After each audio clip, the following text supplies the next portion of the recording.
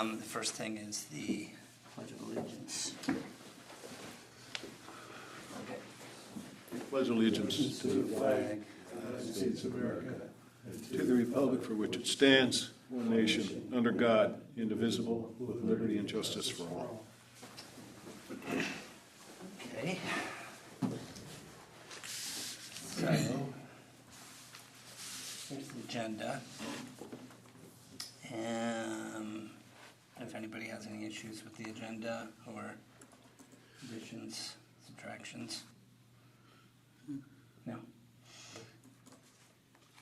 And so we had decided ahead of time that one topic would be the majority of the time, the 30 minutes for the walk. Yeah, I don't know why Andrew put 30 minutes, because I was a little taken back by that. Yeah, I was I on mean, vacation. we can at give the it last 5 or one. 10 minutes, but I don't know about 30. That may just be a cut and paste from last week or something. Okay.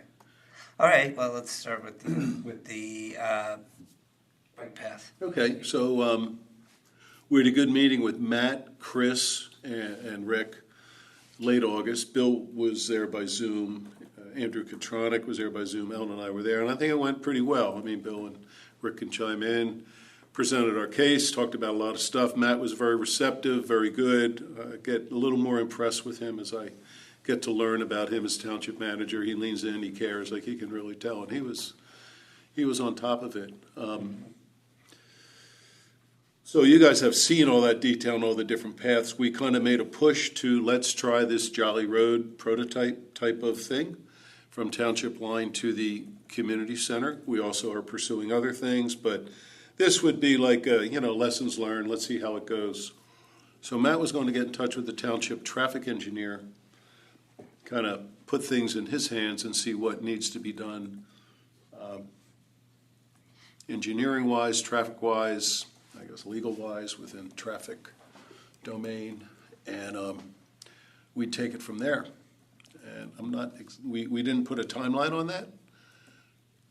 I'm not sure exactly where it was. I certainly wasn't going to press Matt like, hey, what's going on? But I don't know if you have any information on that, Rick. So I don't have any follow-up as far as, whether or not the traffic engineer's been contacted. I can follow up with Matt, Okay. to see. One thing I wanted to add is we had talked a little bit about the Pico power line trail. We kind of cleared that up, that the reason why they have a moratorium on is they are going to be doing construction. They're going to be changing out all of those existing towers to single pole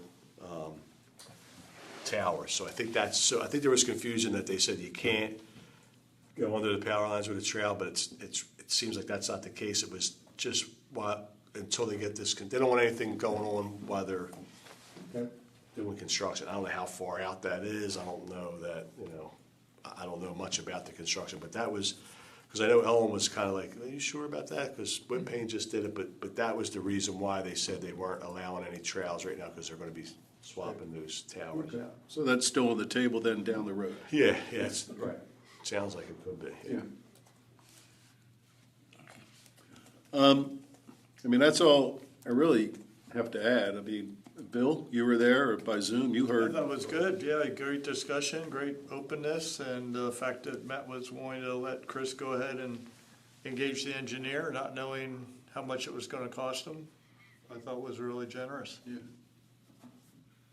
So once we get back or get some feedback from the township engineer, we'll pursue it and then eventually put something together, go to council, see what they think. I don't know if we have to do like a community thing along Jolly Road, maybe the traffic engineer, the township could kind of help us with that, like just letting people know, which, I mean, you can ride your bike there now, I don't know, but you never know what to expect. Might be nice just to inform that there would be paint and lines and possible signs added. I mean, you're right, it shouldn't Yeah. impact them at all, but you never know. You get some resident that says, hey, how come you're putting up signs and painting the street without notifying us? Yeah. I think it'd be a good idea to have a Yeah. public session. Yeah, it'd be interesting to see if we get any comments for like down the road on a little more dicey type of trails or something like that, so. So if you want to check with Matt or Chris or whoever, great. Yeah. Great, thanks. Sure. That's about all I got on I that don't know, one. Paul, if you have your email up, I could email you a picture I took in Radnor this morning.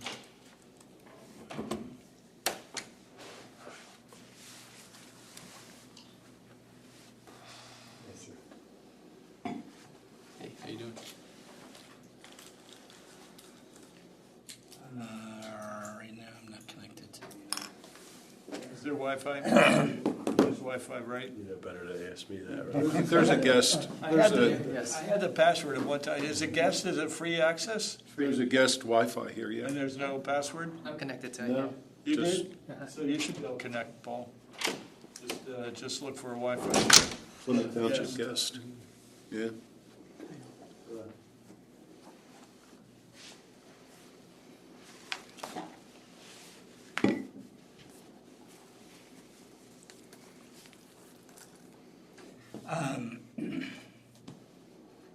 So, it's safe to say, though, that now the focus is just on the Jolly Road? Pretty much, Yeah. you know, let's see where that goes.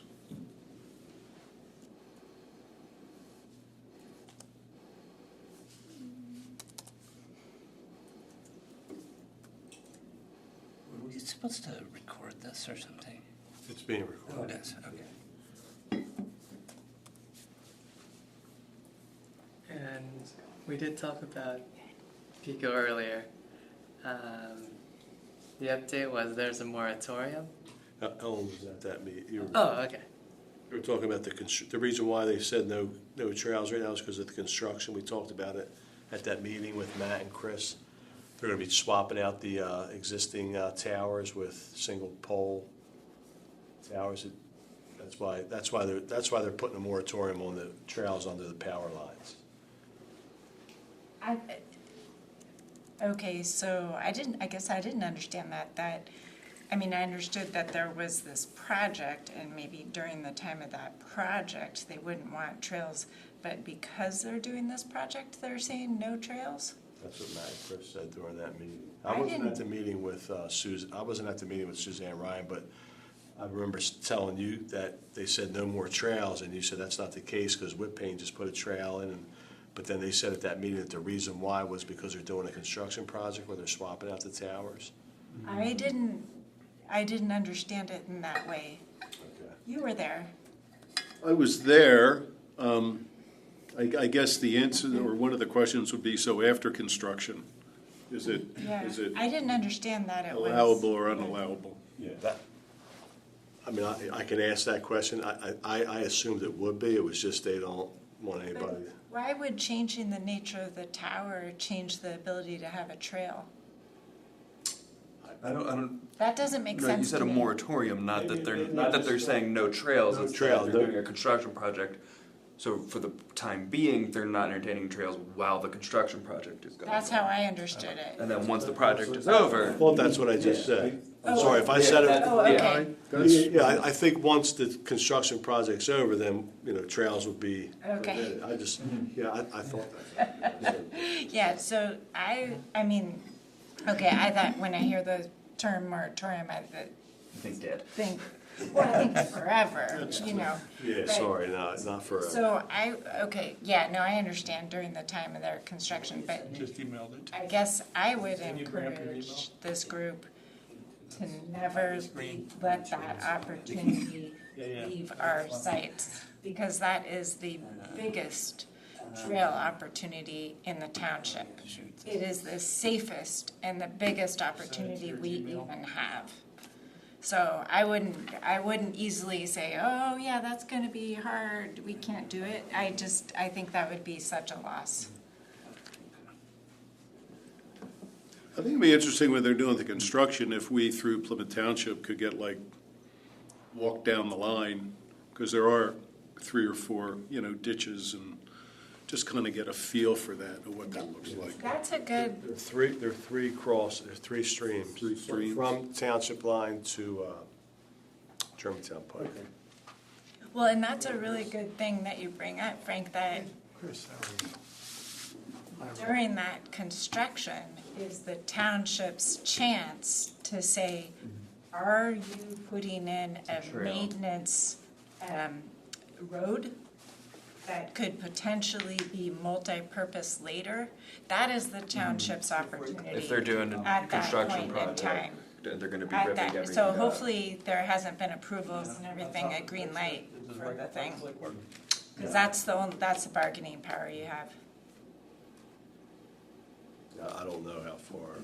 Is that, they recently, like I think last summer, cleared the brush from one street through to the other, through their right of ways. I didn't see it. Can I show you? That was an email yesterday. They essentially cleared a truck wide. And I've seen people walk. It's not paved or anything, but Maybe Chris knows about that? What's that? for the Pico, I think last summer, cleared in a lot of their transmission right of ways, like a vehicle access way from one end through to the other. And they cleared brush and folks were walking on it. It's not paved or anything, but I was just wondering. I know Gallagher Road, they were putting in conduit, so they went from Gravers up across all the way. Power lines. I saw them putting in Okay. conduit, I think that's what they cleared for the conduit, but I guess it could be a trail. And then you can resize it, if you want. You can leave it that way. So this is a picture I took outside the Radnor Library, just to show an example of a painted street. So it's actually a one-way. I'm looking down at the library, it's down way down at the corner of the post office. And it's a one-way headed back this way towards us. So what they did was on the left side of this picture would be the one-way traffic cars going towards our back. And then they put a bike lane here headed in the opposite direction of the vehicles, and you can see it's separated from the parking lane. So it's a kind of nice mix, because the lane that has the vehicles coming this way has the shared sign on it, the Sharrow sign. So cars know that bicycles going that direction will be using that side. And because of the double yellow line, they know they're not supposed to cross. And then bikes going this direction towards the library have this dedicated lane. So that's just one example of how Radnor decided to do this situation. What I might have liked even better is switching that parking and bike lane, using the parking as a buffer to the bikers. Just something that you see out there. I think they did that in Philly, didn't they, in one of their? Often in urban areas more you see that. They sort of have that in Philly. Yeah, I mean, I was there yesterday and kind of noticed a little different than maybe a year ago, where the bike lane is all the way against the curb, then they have some parking, then they have traffic. You basically use those parked cars as your safety barrier. You put them to work and they become your barrier for the Now this bicyclists. example, this street is a very low usage street. I mean, it's just people going in the library and then people leaving the library going this direction. But most of the people leaving the library either go, out. There was a post office next to the library and they go out that exit if they're headed that direction and east. And so the only people that would be coming this way would be neighbors or traveling west. So it's very low. I mean, I took these pictures in one car. Was that always one-way traffic?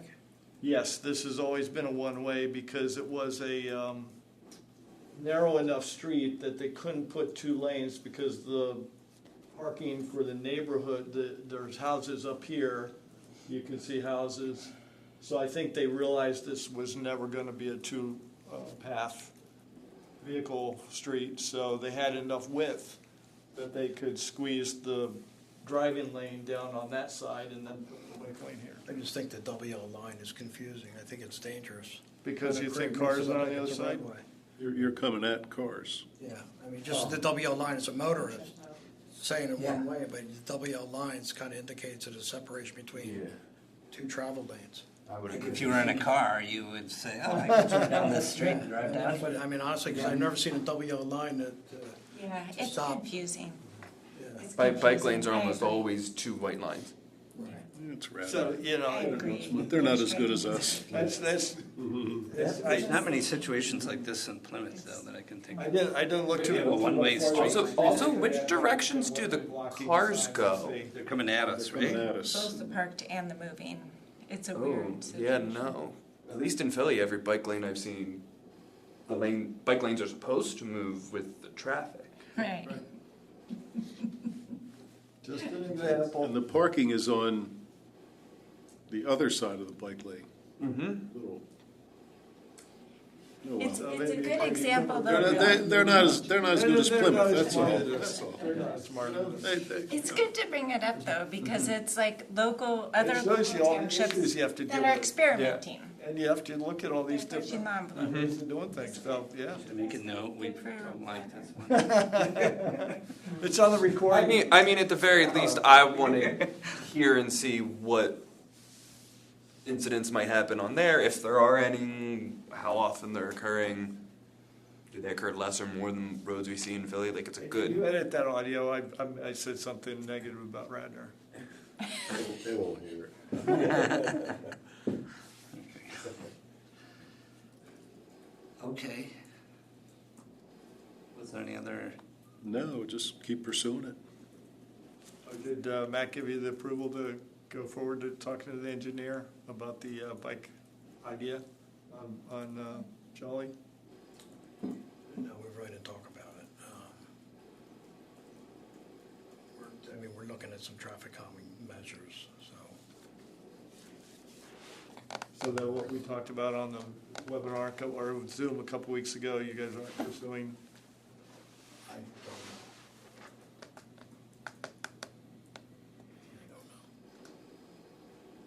Were you gonna follow up on that then, Rick? with- Oh, yes, Matt, yeah. Okay.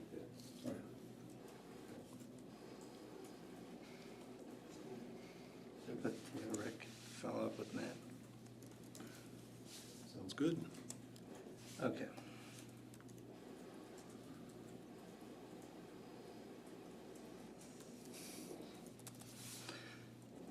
Okay. Township recycling status. I don't recall that we've talked about this. On that main You got the man right here, so. On the slide before, I think it says, Chris will talk about the status of recycling in Plymouth Township. Where? Yeah, right there at the bottom. State of recycling right there at the bottom. Oh. Okay, Oh, it's on the same page there. okay, yeah. So, Yes. Chris, is this, This is Chris right here. I'm Paul, by the way. I was, Yeah, my name's Chris Hoskow, I'm the Director of Public Works. okay, Thanks for meeting everyone. Thank you for coming. so, What would you want to discuss? the I state don't- of I recycling. do have I have the 5-year road plan, if you wanted to see that. So maybe after the recycling, you want to talk about recycling first, and Sure. then we could talk about the road plan? Okay, about the what plan? Road plan, Road plan? road Okay. maintenance. Okay, yeah. So, what was the, think there just was the some general questions update on last time, recycling? Whether or we're was still there- recycling, whether we still educate our community, whether it's still all going, what's this current state of it? So it really just, Nothing has overview. changed with recycling. I mean, number one, we don't even have an option. Act 101 was adopted in 1991, I believe, or 1990. Can you That requires talk a all- little louder, Chris? Sure. I can hear you. So Act 101 was adopted, I think, in the late 80s or maybe early 90s, where everyone was required to recycle with the population. I think it was over 5,000, a population over 5,000, it was required that you had to recycle, and there were certain things that you had to recycle. So whether we like it or not, by hook or by crook, we have to recycle.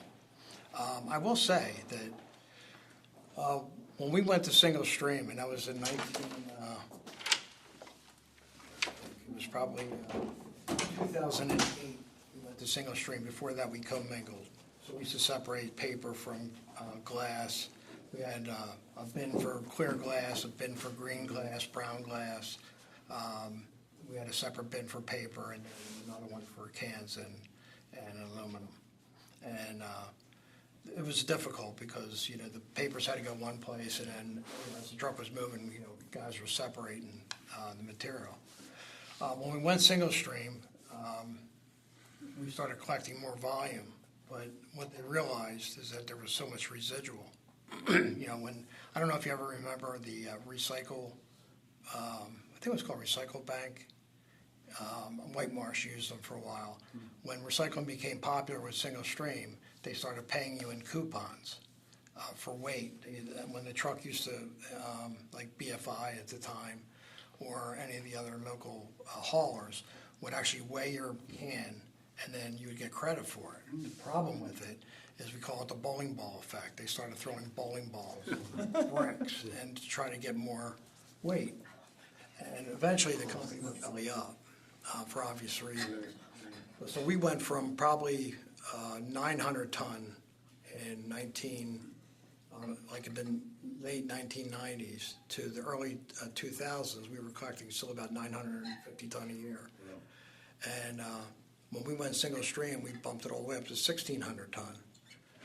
But the problem is there was a lot of waste. So there were things that were not supposed to be recycled. We were finding shoes and things that, people think that are recycling, which they are, but not for what we need it for. So if you look at a single stream plant, it's designed, it's actually fascinating. If you've never gone to one, you need to schedule an appointment to go see one. Up in Birdsboro, it is a phenomenal, JP Mascara owns it. It's a German technology, and it's just absolutely amazing how these things work and how they separate. But, so as things are going up the line, they always say the plastic bag is the biggest contaminant in the recycle bin. And if you go to the plant, you'll see the roller that kind of gets everything going is just entangled in plastic bags. So every 2 hours, they got to stop the line, cut the plastic bags off, and then continue. But they have humans up on the line, and they're kind of separating the trash from things that are potentially recyclable. And then there's another bin that goes, and that's for the trash, and that's the residual, and that's when they're factoring in grants, for example, with recycling. It's all about true recyclable materials, things that are cleaned out. Like, they don't want pizza boxes with grease and things like that. They don't want wet cardboard. They want things that are dry. They want things that are clean. They want things that are part of the recycling program. In our case, it's numbers 1 through 7. No styrofoam, paper, cardboard, but not contaminated. And so it's been, we've actually, we used to be part of a 7-member consortium that we used to do all our recycling, baling and sorting would be done at Upper Dublin. They're part of our 7-team consortium. That had folded, and now we take all our material to Upper Marion, where Republic has a single stream plant there, and they do all our sorting. We're under contract with them. And I'd say when we first started on Upper Dublin, when we went single stream, we were making $12 a ton, which was great. And as the market got bad and things started getting more contaminated, and then China was rejecting all these loads when the U.S. and China were having difficulties. China was rejecting anything. If it was a bale of plastic and they had a can in there, they would reject the whole load and send it back. So then you saw recycle companies going out of business. And then when it started getting cleaner and the commodity started getting better, the paper has really never died. Sometimes it gets saturated and then numbers will come down, but then when they're back in need, paper's in demand, cardboard's in demand, and you can get a lot more money for it. Steel and aluminum are pretty consistent. But so going back to, I know we were talking about how recycling is How pretty about all the cool. plastic? I'm sorry? How about all the plastic? Plastics are not so good. Glass, there's absolutely no market for glass. And plastic, it's pretty volatile, the market for plastic. The thing that's been consistent is the aluminum, the steel cans, and paper and cardboard. So what happens to like our plastic that gets recycled and there's no market for it? Does it go to It a goes somewhere. It doesn't go, like, I know a lot of people would say that it gets burned here at the trash and steam plant. Now, what happens is, and this, I'll give you the best example I could think of. So our recycle bins, it's number 2 plastic. It's recyclable, but not in our single stream recycle plant, so it's not something we accept. Somebody will recycle it, but it's not, we don't recycle anything like that. Little Tykes, play gym equipment, the picnic tables, it's a number 2 plastic, but we can't take it because we don't have the access to take that kind of stuff. We take the detergent bottles, the water bottles, the cottage cheese containers, those things, anything with a 1 through 7. But we can't take our own recycle bin that has a number 2 on it. It goes in the trash. So when they say things are getting burned to the trash and steam plant, it truly is. It's the things that aren't accepted in the other single stream recycle plants. So they burn plastic in there? They incinerate it, yeah. So basically, what used to be like a landfill, everything used to get landfilled. Now everything gets incinerated and it goes to ash. And then they recover all the metals with a magnet. And the aluminum, they use an eddy current, which is fascinating, which goes up to scale, and they have steel and they have aluminum. Aluminum's not magnetic, so they have a magnet on the end, and it creates a little current. It kicks the aluminum off the conveyor belt, and the steel goes underneath with the magnet and drops into a bin. So they recover all the metals, and then we get credit. Plymouth Township gets credit because we're the host municipality. So we get all the credit for that. So basically, what the amount of tonnage that comes through that plant, and Plymouth Township has roughly about 5,000 ton a year of solid waste trash. But I will say that, but of all the tonnage that goes there, only 1/3 gets landfilled, and it's ash, which is terrific. So you're not seeing the landfills full of seagulls, and it's just ash, inert ash. So you collect that whole single stream, it goes to a separation facility, and they separate out glass, metal, plastic, paper. That's right. All those are separated out. And then they do something with the plastic. The plastic that you're talking about in the Plymouth incinerator is just what's thrown in with the trash stream? Thrown in with the trash, things that aren't recyclable through our single stream. We didn't take that when we were doing commingle either. Okay. It's too bulky, you just can't collect that kind of stuff. But yeah, the market right now is, probably last year and the beginning of this year, the market was at its best. And give you an example. So, like I said, when we first started single stream recycling in 2008, we were making about $12 a ton. And December of 2022, we were making $33 a ton. March of 23, we were making $39 a ton. July of 24, we were making $105 a ton. And it cost us $105 to process this recycling at JP Mascara. So we're under contract with them. They take it and they bail and they find the buyers for these commodities. That's part of the deal. Mm-hmm. And they take it from 7 of our municipalities. And from that, so they charge us, each municipality, $105, and whatever we make on the commodity, then we get billed for. So, like I said, with July 24, we made $105, so we actually made 6 cents, a ton. Because you have to pay them. But we've actually, in March of this year, we actually made $107 per ton, so we actually had a credit of $2 a ton. And right now, this past month was $89 a ton that we were, so it's not, that we're paying about $65, $68 a ton to get rid of trash. So when it's cheaper to throw it out than it is to recycle it, that's the frustrating part. Yeah. But we don't have a choice because we're required. It's the law. But essentially to recycle it, it's zero.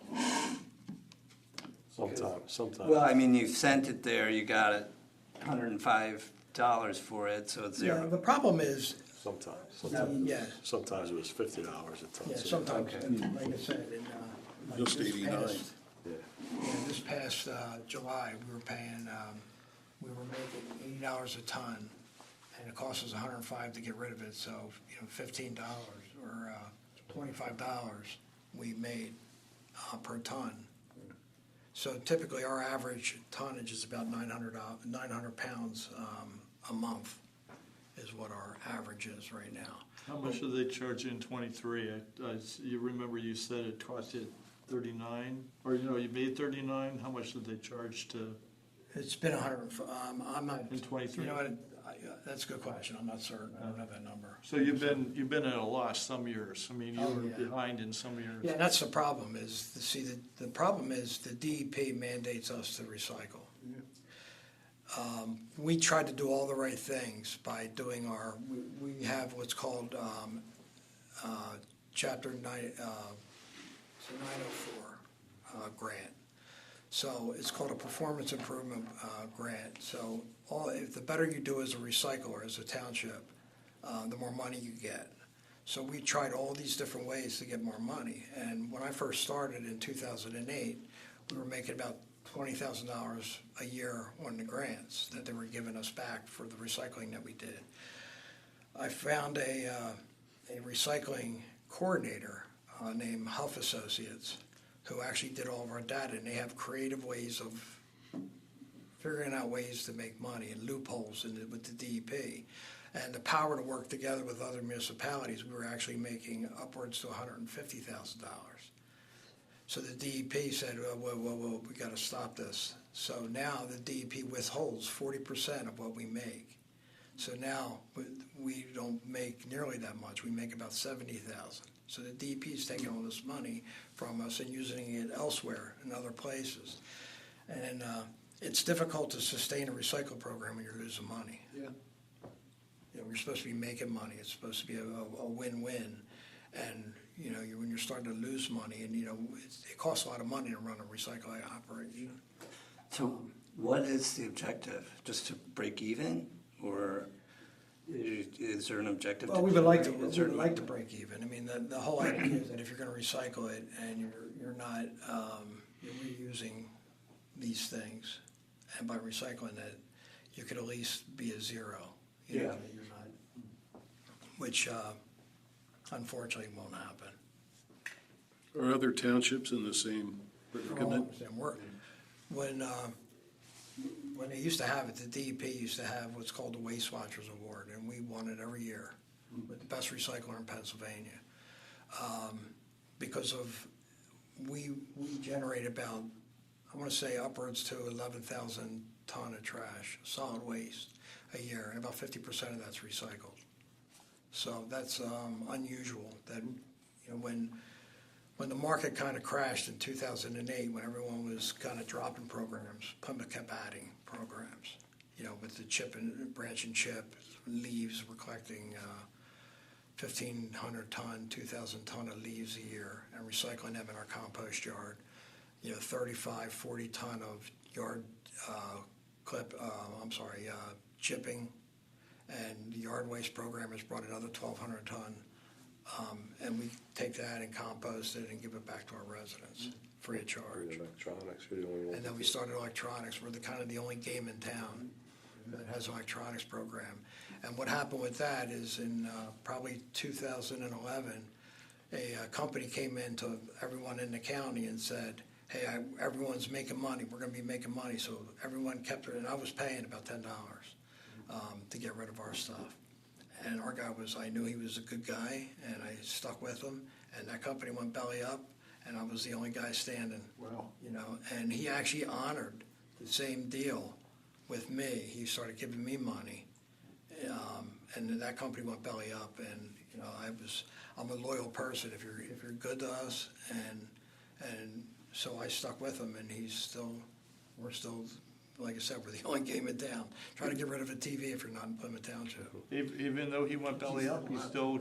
He didn't go belly up. I've been there a lot. Thriving. Oh, Yeah, but the company that came in and tried to steal the market offered a grandiose deal, and it went belly up. It was too good to be true. I thought I had heard some of those electronics go to the Votech school and the kids kind of take them apart and play with I've them. Is never that? seen anything there, so No? I Okay. don't, yeah, I I don't. guess I just, yeah. But basically, anything with a plug we'll take, and you can put it in electronic shed.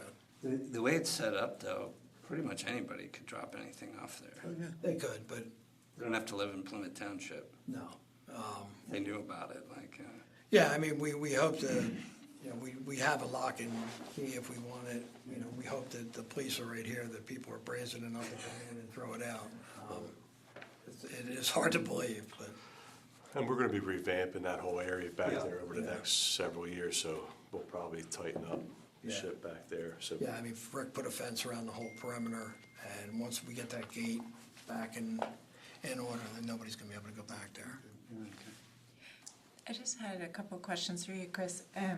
One thing that always strikes me whenever I'm walking in my neighborhood on trash night is just the amount of furniture and toys and kids' bicycles that are like perfectly fine and could be taken to Goodwill, but instead they just get thrown out. Right. And so I was just wondering, I mean, it just, because that's number one is reuse, and so I was just wondering, maybe that's a role we play on offering, trying to encourage people to reuse things, to pass it along to Goodwill or other. Perhaps, I mean, every piece of furniture has a story, though.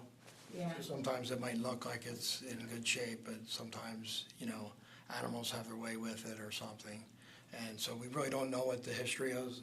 Some people, they get rid of it. And you're right, so there's probably some perfectly great furniture that people are throwing out that could be at Goodwill or something, but, yeah, I mean, trust me, they've found some really unbelievable things that people throw out that don't have any need for anymore, so. I know you guys have a lot of information for people about what goes where and what's allowed. I was just thinking maybe there could be a list of reuse places or something, like the Restore place over on Trooper Road for Habitat for Humanity, or the Goodwill, or some, places. Yeah, that's not a bad. It's an idea. And the other thing that really surprises me is contractors will put out their waste with their home recycling. And to me, it doesn't seem like the township should take on the burden of paying to get rid of contractors, the waste. Like, for one, it should be recycled, the materials. And we're not supposed to, two, to be honest. I mean, I see this in my neighborhood, people that are contractors, they just put out their waste with their household waste. It's like, that doesn't seem right. It's not right. So we try to curb that. If I know about that, if a contractor's doing a kitchen or something and putting stuff out of trash, I give them notice. I'm not saying they don't always take it. Like, typically for a homeowner, if a homeowner's doing their own work and they go out and put something in the trash, we're not going to say anything. But if a contractor's putting trash out, I mean, I have 2 people right in my neighborhood every week, big mounds from their work we projects. rely on people like you to be able to just call us and say, I have never called. yeah. But that's, it is through word of mouth that if people are doing the wrong thing, the only way we know about it is if that happens. So, I know, it's difficult. We have people from other townships bring their trash, Yeah. when we find out about it. And it's, All that stuff that could be reused or recycled, or people should take care of themselves, and then the township's losing money, I mean, I don't know. What can we as the environmental board do to help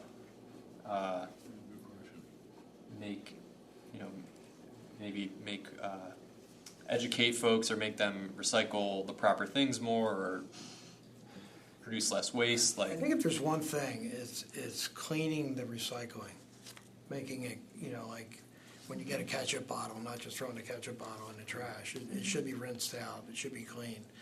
Because a lot of that stuff goes, and there are certain things that are really difficult, like peanut butter, something like that is difficult to get off. it used to be when in doubt, recycle it. Now it's kind of when in doubt, throw it out, because it does create an issue. So, keeping it clean and knowing exactly what to recycle is important. And do you have resources that we could share, like sheets that say what's recyclable, how to properly recycle in township that we could share? We do have it on our website. There is a pretty extensive recycling, what to do and what not to do Okay. section. The county also has at macopa.org, they have a good recycling information. If you get on that website and scroll all the way down to the bottom, you'll see recycling information. It tells you where hazardous waste can be put and when the drop-off days are, where the location is, what they take, what they don't take. They offer suggestions of where you can take like fluorescent bulbs or propane canisters and stuff like that. So it's pretty helpful. What's the cost of trash inflation look like over the years? What's the typical rate of increase of trash? Believe it or not, when Montanay owned the trash esteem plant, when the county owned it, we actually paid more money because people were required to, and everyone was under contract, so people that maybe could have gone elsewhere had to come to this plant. So the price was higher. It actually went down. We were paying upwards of $80 a ton. We're paying somewhere like $68 a ton. And I know there was a big debate about 5 years ago. White Marsh had a big debate about whether they should incinerate or go to landfill, and I think they decided to go to landfill because they thought it was less toxic. But I think then they got hit with increased tipping fee so White Marsh's fees went up. So I don't know if they've changed since then, but do you remember that debate that was going on? And yeah, it's not even close. I mean, we did look into it just because when they were looking at it, I said, let's look at the closest transfer station was actually J.P. Mascara in Bridgeport. And that tipping fee was about $135, $140 a ton, almost twice as much. The alternative is to take it to Birdsboro, which is the only landfill around. And that's about a 2-hour trip to and from. So it's kind of like when you get loaded and go into the dump, I'll see you tomorrow. Yeah. So that's tough. Right now, we're having a problem with the plant in that a couple of the burners were down and a couple of the machines were down, and our guys had to wait 3 hours on the route to dump and then go back out. So just sitting in line. I don't know if you ever went by Elmwood Road and where the trash esteem plant is, and the trash trucks are all the way down by Home Depot. The scale is probably 1,000 feet away from the road, maybe more, and from the scale it's another 1,000 feet. And if you're on a scale and waiting to get in, it's 45 minutes. When we're at Home Depot, it's a long day. Long day. Yeah, It's even long from the scale. So, we're very fortunate being a host municipality. And one of the other advantages being a host municipality with the trash esteem plant is we get $2 for every ton that goes in there. So although we have to pay a tipping fee, we get probably upwards to $2.5 million to sustain our own trash and recycling department, which is phenomenal because we can have our crew and we're loaded and going to the dump. When it's working great, we can be to the dump and back in a half hour or less. And if you were Upper Dublin and you had to come here and dump, look how you hit in traffic, and if you're having long wait times at the trash esteem plant, it's a long day, and it's very costly. So we're very, very fortunate for the tipping fee that we're able to get as a host municipality. But if you've ever been to a landfill, you'll see that the trash esteem plant is an incredible good alternative for a landfill. Oh, yeah. That's smaller. Landfills are nasty. The other thing that happened about 5 years ago was there were complaints from the neighborhood across from the trash esteem. They were getting odors. Yes. And they made a big deal of it for a couple of years. Greg Scott had a public forum there at the fire hall Caldwell Lane, a couple years ago. Have there been any complaints since that you've heard of? There is not. The DEP's on that, so they're doing their job, but it's been clean, it's been below the allowable, whatever that, parts per million. So it's been good.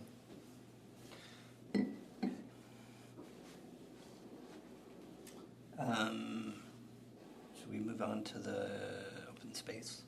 I guess the other Did you- topic yeah. Chris can speak to is the 5-year road maintenance plan, because that might apply to some of our bicycle Yeah. ideas. I don't have copies for everyone, unfortunately. No, that's fine. You can I think I have 3 share it here. with Paul if you want.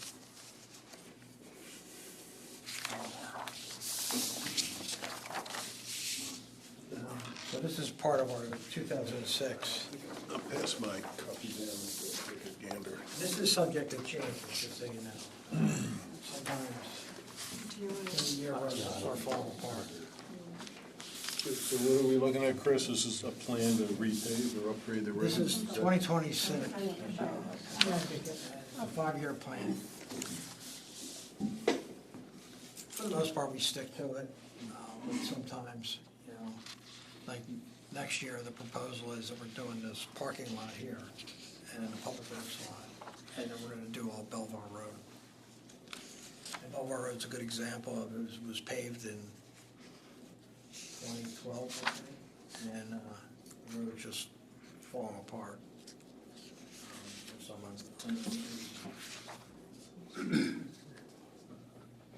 So these are all stretches of road that are gonna be repaid They are. in 26, 27. Typically, we have about a $300,000 budget for our road plan a year. So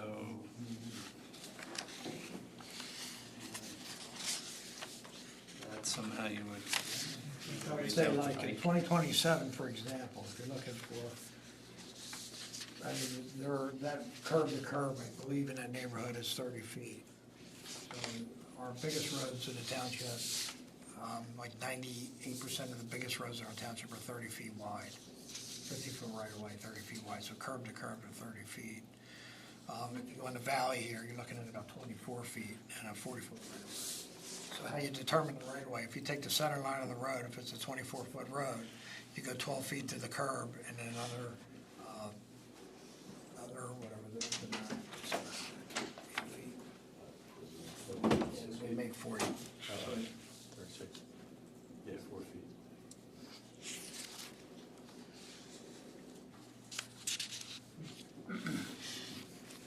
So the roads in the next 5 years, do you think would be wide enough that after you repave them, a bike lane could be? I think the only way you can do that is have a share the road kind of bike lane.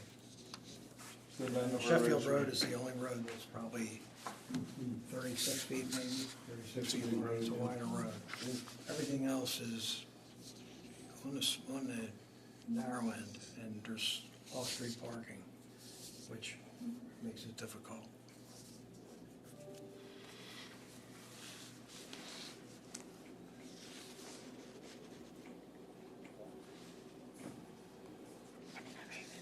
Thanks for sharing.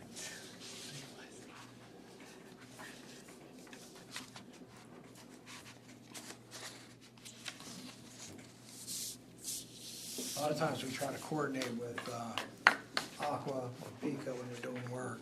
And part of the restoration requirement is that if they have 3 transverse cuts within 100 feet, 100 linear feet, 3 cuts sideways, they have to pave at least half the road, or if it goes across the yellow line, it would be the whole road in that area. Years ago, it was just a trench, and they could do a trench, 3-foot wide trench, and they would restore a 3-foot wide trench, and then you have seams that start failing. And you judge the roads on age based on their deterioration, meaning you don't have to do every road in the township every 30 years. It's not like that. You pick the roads that have the most wear Is that the least where you don't have to do, you never put them on your plan? No, like low volume roads, like some roads that have cul-de-sacs in them, for obvious reasons, last longer. It depends. It depends what kind of traffic you're having. So they call it a equivalent, they call it ESALs, equivalent single axle load. So to give you an example, like one trash truck going down the street is the equivalent to 30,000 cars, compact cars going down the street. That's an engineering, yeah. So that's what. So if you have a trash truck going down the street, it's a lot of wear and tear. Yeah. And but I mean, they do pave the roads, and accordingly to ESAL, so it'll hold certain weights.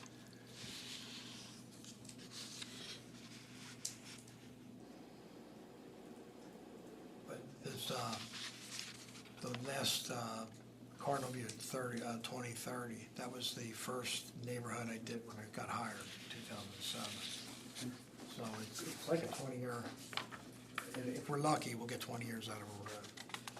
But in some cases, like Belvoir Road, we've paved that twice since I've been here. Yeah, that's, I remember the police department was, I remember at that traffic safety forum that the township had gotten this new access for a year, I think, to this new data, traffic data. Yes. For accidents. But it was occurring to me that it could be used for your maintenance purposes too, maybe?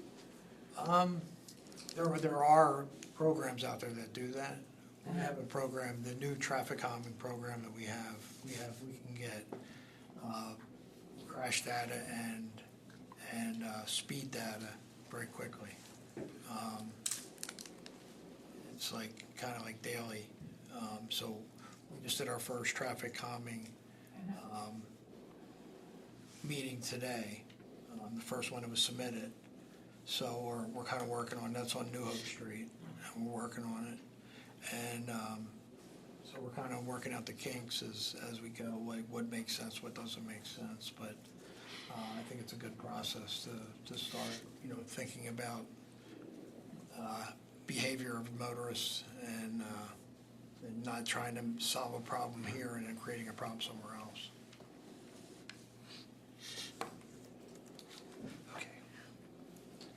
We should probably go on to the open space, which is basically the tree program. Yeah. I'll try to keep it in the time slot.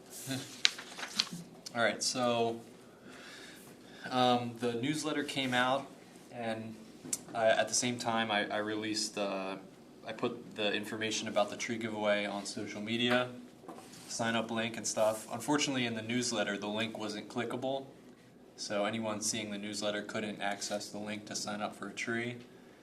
And so I don't know how many folks connected the dots that it was through the EAB and maybe reached out to the township to get the link. So, yeah, and It sounded like a fair number of people who signed up, though, right? yeah, right now we have about, say, like close to 40 out of the 50 trees reserved. Oh, so that's it's pretty good.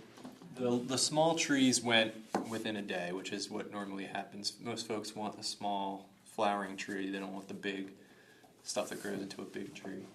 So they went quickly, and then the bigger requests for bigger trees are trickling in. So yeah, they're about 40 out of 50 reserved. So I'm Does that refer to the size of the tree right now, small or large? Or no, I should say, yeah, the mature size of the tree. So small will only get 25 feet tall. Medium will get, So they're all about the same effort to plant. yeah, they're about the same size right now, roughly. So I'm gonna try my best to get all of those filled, but if not, I mean, we can certainly find places, I guess, in the township to plant them, or hang on to them over the winter and plant them in the spring or something. But if you guys know neighbors or people that might want them, that might have the space. I'm trying to give some personal, plugs for This is for know how a week big from lots. Saturday, right? Yeah. Yeah, the 27th. Thank you. Still- And that's, yeah. Still a fair amount of If you have neighbors or you know any folks in Plymouth Township who may want a tree, please let them know. I don't, yeah, I think it, the Facebook posts didn't get a lot, as much traction as I thought they would, but I guess the word did get out a little bit, and I saw some folks sharing it with neighbors, because I saw, 3 houses in a row or on the same block reserved one within a short period of time, and so that's good. And a lot of folks in the comments on the forum say, like, thank you, this is great, we're excited about this, we're glad Plymouth is doing this, stuff like that. So, yeah, if you have neighbors or if you live in Plymouth and want a tree, definitely sign up.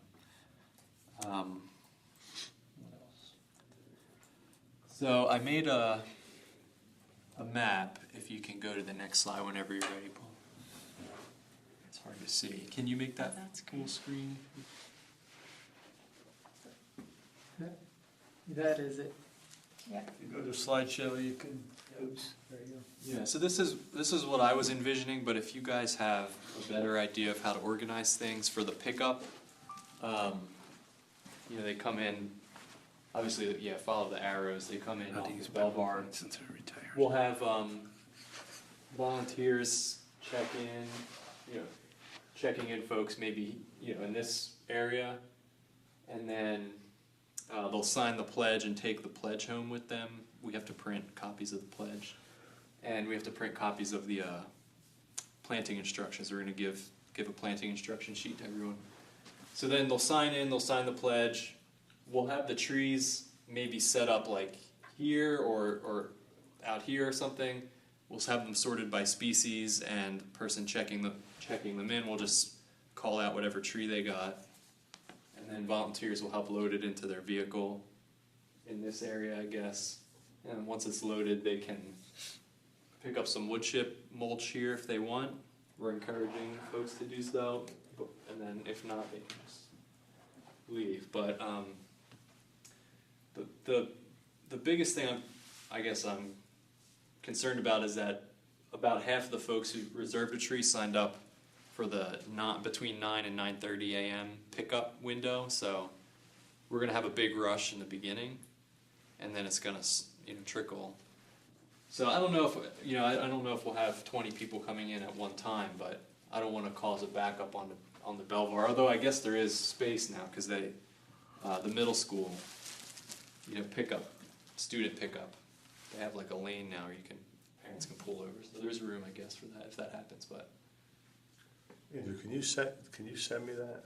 I want to let the police know. okay, I told them that we're doing it, but I'd like for them to see that just so. sure, yeah. One thing I remember we were talking about is, I don't know if the township has any orange cones that we can put to help direct people. Just because we're probably only gonna have, like, if we So could put cones so they don't go through. cones here to stop people from going in the wrong area. And like a few cones here and a few cones here Yeah, to get them to go the right way. yeah, I don't know. yeah, we do, we have barricades. I don't know were you thinking it would be really nice if the township could make the copies? I don't know if, for the pledge and for the instructions. Yeah, is that possible? Do we know if township can print those 50 copies of the pledge and?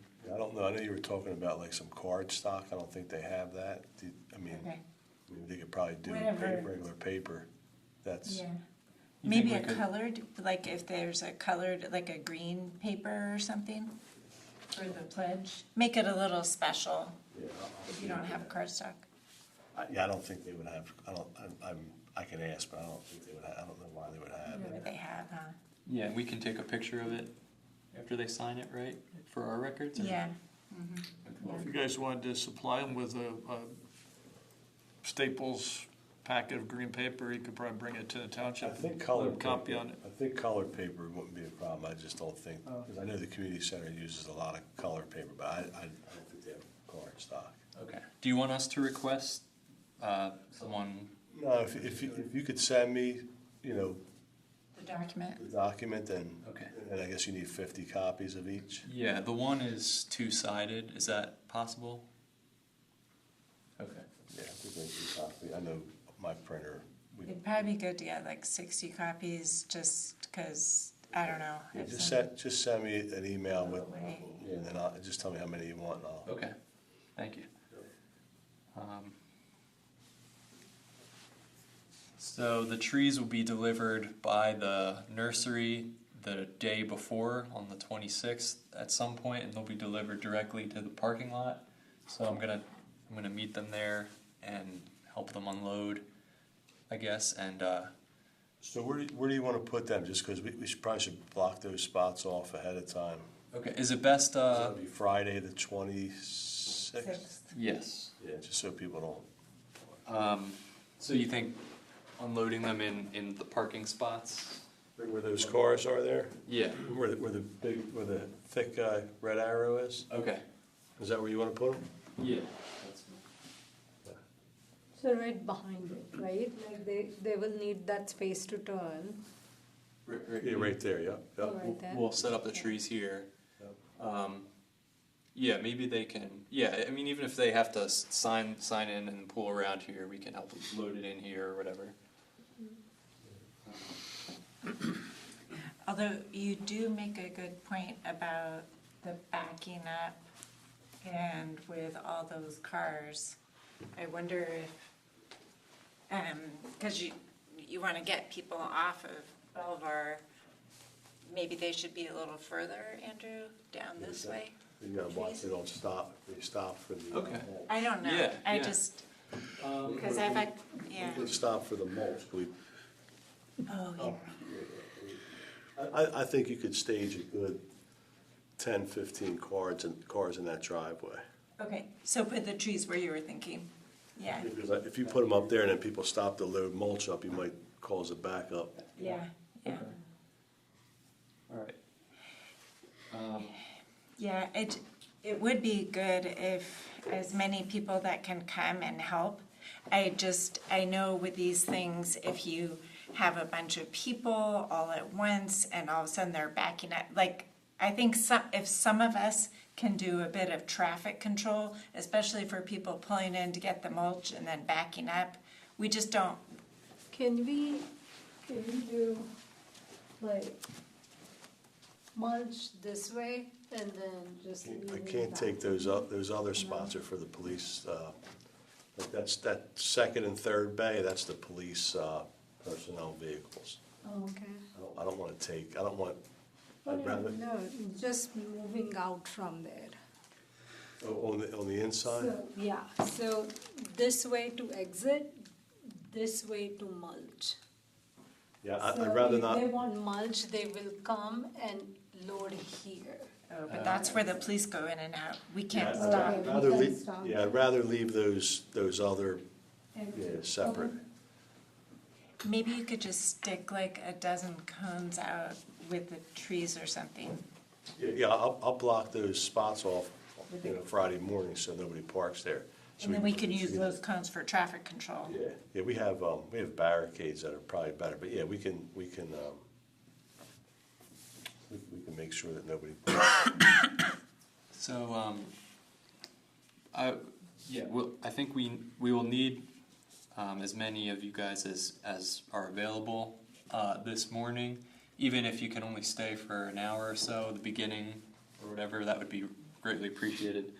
And also, if you're available the night before, we're gonna pre-cut the fence rolls so that they're just grabbable, easily loaded in. I bought 2 rolls so far, but I have to buy 2 more. So it's just 400-foot rolls that we'll cut. I have to measure, certain length, and I'll have wire cutter. Well, I'll bring a pair of wire cutters, but if you have your own, feel free to. And That sounds like that's pretty labor intensive, right? That takes some time. yeah, I mean, but it's if we have 4 people, it'll take 15, 20 minutes. Oh, wow, Yeah. okay. What time that Friday?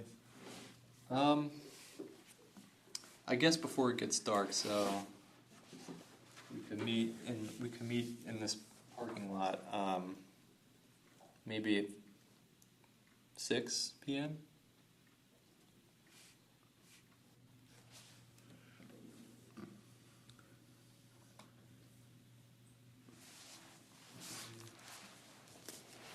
Okay. I can send out information to you guys about the volunteer slots, and if you know anyone who wants to help too. Lena, did you say the scouts might want to help with the mulch? I have, put that in the, I have spread the word there. I can ask them to let me know how many. Because that would be super nice if people, Yeah. because you suggested that people bring 5-gallon buckets, right? Yeah. Yeah. Yeah. I'll send them a reminder and ask them to sign up. We're gonna step out. I'll see everyone. Anybody have any more questions about recycling or anything? All right. No, thank you. Thank you very much. Thanks for all the info. Yeah, I appreciate it. Sure, Thank you. anytime. Always available, so. Thank you. Thank you. Good to see you, Chris.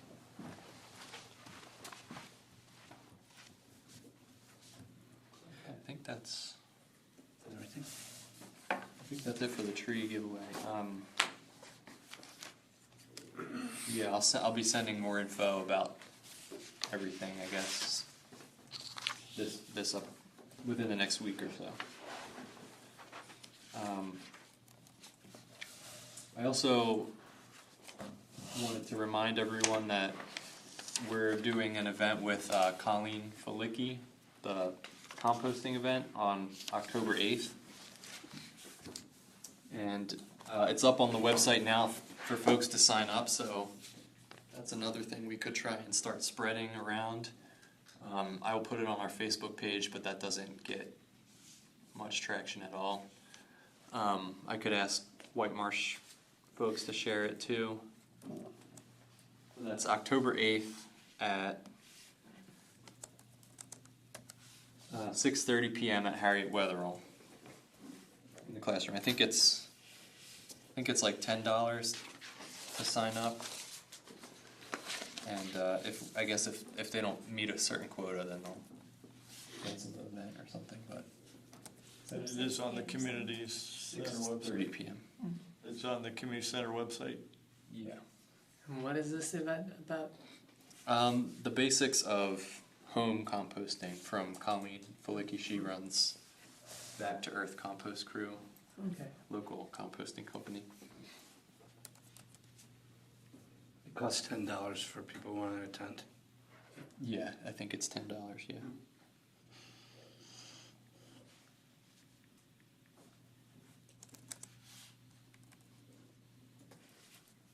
What's the the time month. on 27? Sorry. What's the time? On It says 6:30. I think it's a oh, 2. that's on 26th, right? October Oh. 8th. Oh, for the fence cutting, 6 p.m. And we'll meet. Might make that a main bullet, hold the October 8th and match it with the September 27th bullet. Just hit a carriage return. And the actual tree giveaway that time. That's following morning at 9 a.m. Goes until 12:30. And do you think like 6 to 8 should be good enough on? Friday at 6:30. Oh yeah, I think 6 to 7 will be plenty of time. It'll go dark about 6:45. Okay. By then, yeah, it's starting to get dark early. So the 27th Friday, did you say 6 or 6:30? Oh, Friday. Friday, 6. 6 p.m. The wire cutting is at 6 p.m. Yeah. on Friday, the 26th.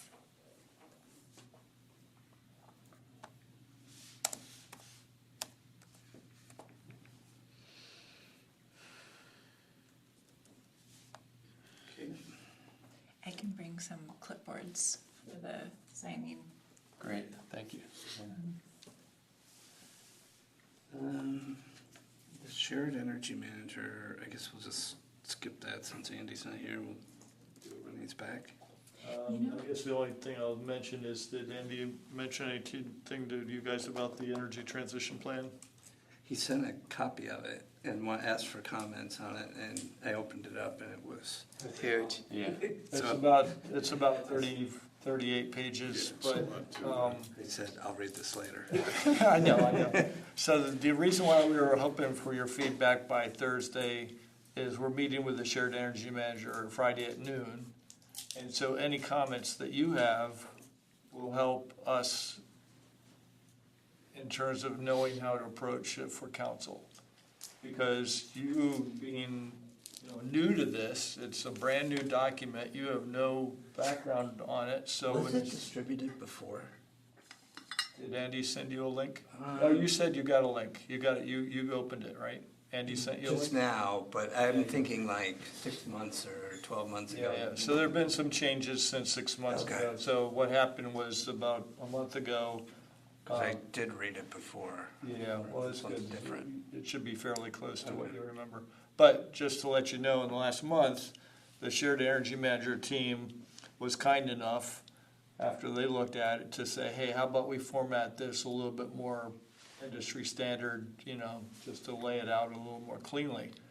So we appreciated that, and they made some adjustments. So that's why we would love your comments, because now you're seeing it brand new eyes, just like the council will be seeing it brand new eyes. So the idea is here, we'll meet with the shared energy manager on Friday, take any comments that you guys have suggested, and see whether we can how to incorporate them. And then Monday, we're gonna send it to the council for 2 weeks. Knowing they don't have a lot of time to read it, we were just hoping that they read it enough, so when we go in on the workshop on October, that first Monday, we'll be able to get a real legitimate discussion going with them. So that's the reason why we would love to have you guys read it this week, get us comments by Thursday, so we can then have a better, meeting with the shared energy manager team. I did read it last night. I have to say, I worked through it pretty quickly, and a few things that caught my eye, that were being called out even I just made a few quick edits, and it was great, very impressive, very comprehensive, really nice that you mentioned the active transportation as an element, so I thought it was great. It's really impressive. Yeah, so that's why we put it in the Google Drive, so you guys can each make your own comments, they'll just show up on the right side. And, just so you can see each other, see what kind of discussion it brings up between you also. So if you can put your comments in the Google document, that's where we're gonna all review it with the shared energy manager, so we want it all in that one document. Well, I just made my edits in the document itself. Should have given you a comment only option. It's gonna be hard to pick out if they were. They weren't substantive, they were just corrections. Well, if you notice it, maybe you could just add a comment to say, I adjusted this text, because the shared energy manager doesn't have edit access to our Google Drive. So what we're gonna do is we're gonna go through the comments. We thought we had put a comment only link, sorry, we didn't check that. No. If it's all in comments, then as we go through it with the shared energy manager, we'll decide which ones go in, because they have their own master Word document, so sorry we didn't make that clear. So if you think of it and you can note those as comments, it would just help us. We might be able to go back and see the Compare it. changes. Yeah, see the changes with the revision, and it might be in Google Docs already. That's true, it may create a little vision history. I'll mention that to the shared energy manager. But if you think of it, Ellen, you're willing to put a comment or two, just say, hey, I made some text changes. Take a look at the version history, and we'll try to retrieve it. Yep. So the idea here is that the township being a ready for 100% clean energy community, aspirational goal, there is no requirement that you meet decarbonization, but the aspirational goal is that we want the township operations to be on 100% clean electricity by 2035. and All Energy 2050 for heat and transportation. So that means we would need to electrify the fleet and then transfer any natural gas systems over to heat pump or other systems by 2050. So the value of us having this document that we can publicize after the council adopts it, will be our community outreach document. So this will be our education for the community, say we would love all stakeholders in the community to also reach these goals. So we want to think about what kind of education would we as an environmental board help to facilitate to take this to the next step, get the community as aware of it as the municipality will be aware of it. Because once the municipality adopts it, then they'll start implementing these actions, and we would love to have the community work alongside them to reach these similar actions. So that's why your input is valuable. Thank you. Okay. Next topic, I think, is the update on the single-use plastics. One thing I noticed in the Giant by Township Line Road is that Whitpain is having a plastic bag ordinance. You know that? They are? Yeah, there's a sign right by the cash register that's coming soon, that Whitpain will have one. Because I still see plastic bags there, so, At that Giant? at the Giant. Yeah, it's not in force yet, but it's coming. There's a sign at the Whole Foods in Plymouth meeting at the self-checkout line that says, like, don't forget your bags because of this Plymouth ordinance. We're Yeah. no longer serving plastic bags or whatever. So that's good. I've seen that quite at a few Wawa signs. and The liquor store, oh yeah, the that's good. state of Pennsylvania has actually put out a sign, so. Seems to be working.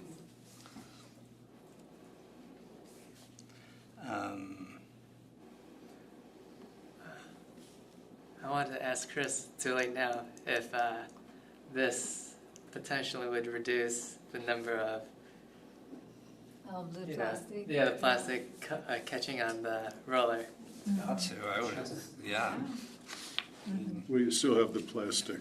There's still a lot of plastic in our trash bags, kitchen trash bags, and people throw them in. I mean, And like the ones you put your fruit in and stuff like that. All kinds of. But I think to your point, it should reduce it. Yeah. Substantially. Yeah.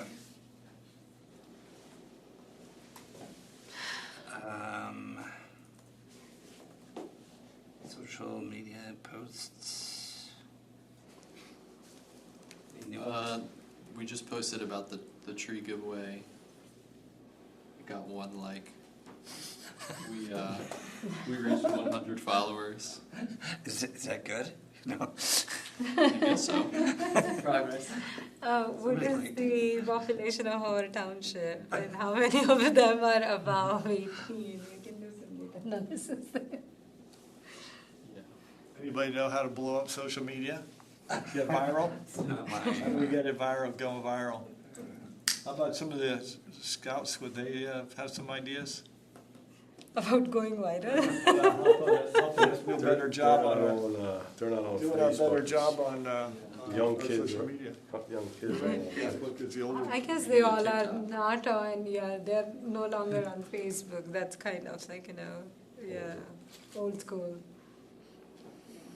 I think they have their own different social media websites.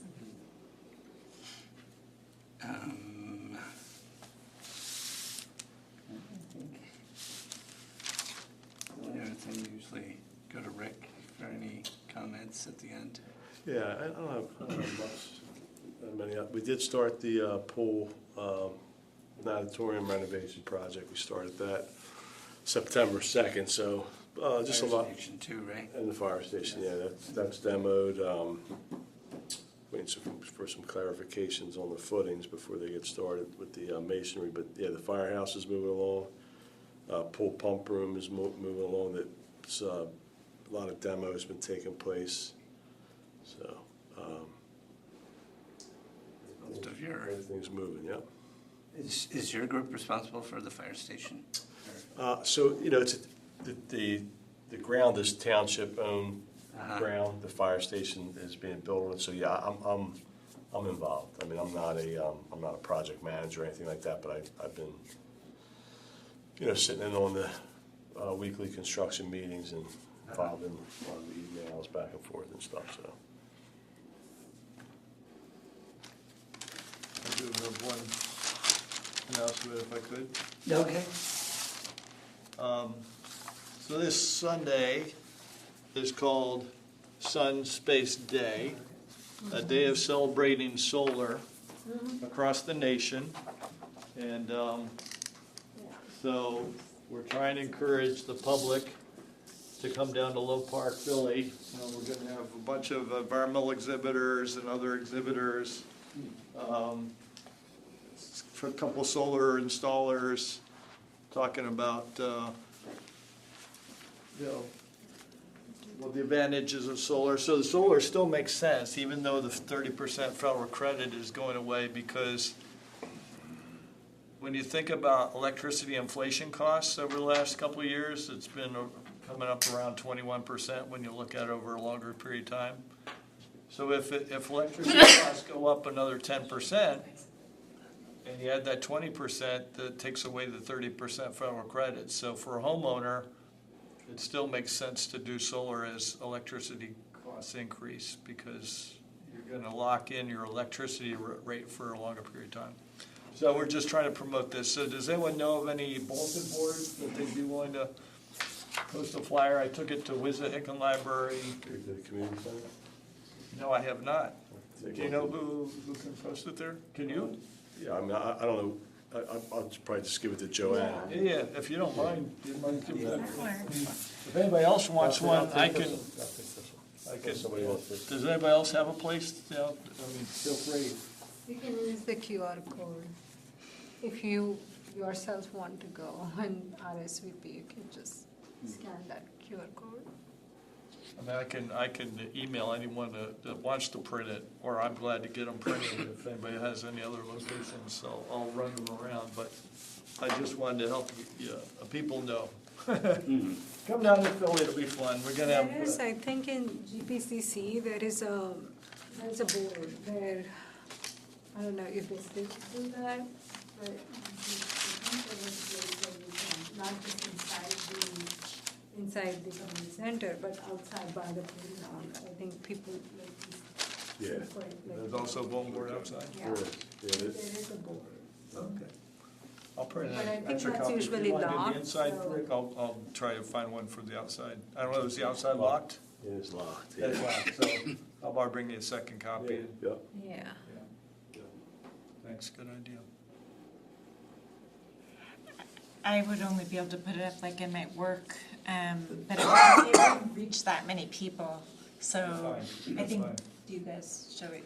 Yeah, I can put it Oh, somewhere. that's a good idea. I can, On a pole or something. Put it up at work. yeah. I'll email it to you. I'll email it to the whole group, and then that way you'll have a copy if you feel like printing. If you want me to print it, I'll print it and bring you a copy. I'll just circulate. If you just send me the PDF, I'll just circulate. That would be cool. Usually, yeah, it's cool. Nice, thank you, guys. I guess one other thing I wanted to say before we close is after 33 years of living in Plymouth, we are going to move, my wife and Where are you moving? I. We're going to move to Chicago. That's why you said Jules? Huh? You said Jewel earlier. Yeah. It's still, that's 33 years since I've lived there. But yeah, we had like a couple of our kids live there, and a bunch of other relatives. So Good for you, man. Wow. house goes on the market Friday. So they're coming soon. So. Yeah. Is that like, so you're selling a day or something? Yeah. This is the real estate guy's really Mr. Marketing guy. So Oh, Yeah, my brother sold his house in Houston in 3 days. yeah, hopefully. they're going quick here. So this is your last meeting? No, I'm gonna be around for a while, probably to the end of the year or so, yeah. Be here for the tree giveaway. I will miss the next meeting and possibly the next, depending on how things go. We're going away for a little bit, so. I was looking at your thing was you cited one of those, the large trees that's an American elm. I was thinking when I was looking at my yard, I planted one of those about 20 years ago. Oh, yeah? It's huge. It's Yeah. like 10, 15 feet taller than my house. Yeah, they grow fast. It's a nice tree. I was just curious if I actually have a potential conflict for that Friday evening, but I will come do the wire cutting. I was just wondering how many people might be able to help with the wire cutting, I could do well. I might be there Okay. Friday.